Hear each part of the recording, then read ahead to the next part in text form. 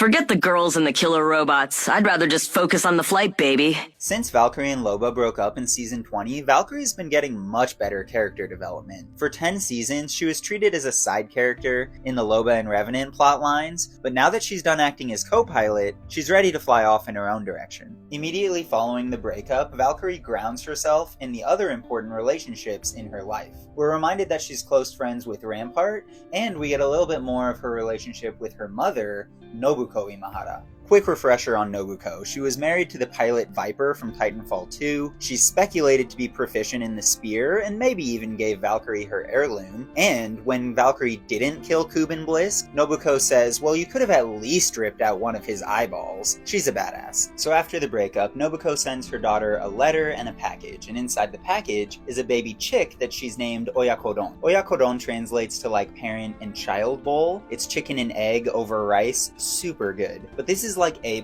lore. It immediately follows the plotline after the breakup. It builds on Valkyrie's family dynamics. It calls back to her Japanese heritage and her being a foodie. This is what Valkyrie lore should be like. So after a little time to acknowledge the breakup, Valkyrie starts building on her relationships with the other legends. She's got new voice lines with Watson, Horizon, Alter, and Sparrow, and these voice lines are great. They reference her being a foodie, they reference her being a smuggler, they reference her relationship with her dad, Viper, and no mention of Loba Andrade. Now, Valkyrie doesn't have any new voice lines with Ash, but she does talk about Ash with Horizon. You're a saint. Your father would be proud. My dad didn't like Ash, and neither do you.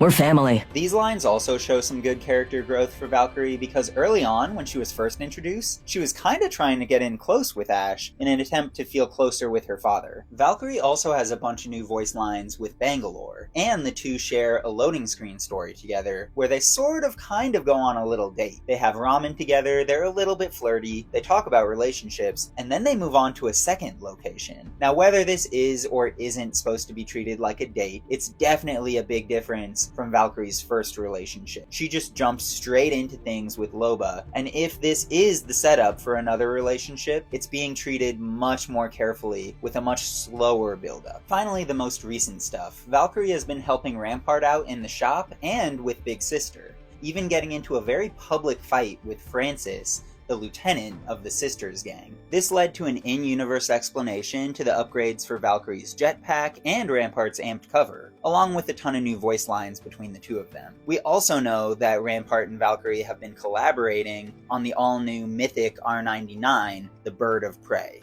It's your lucky day. Ramya and I whipped up a new weapon with a co-pilot and everything. In case you need someone to steer your disastrous life in the right direction, eh? Right, like you do.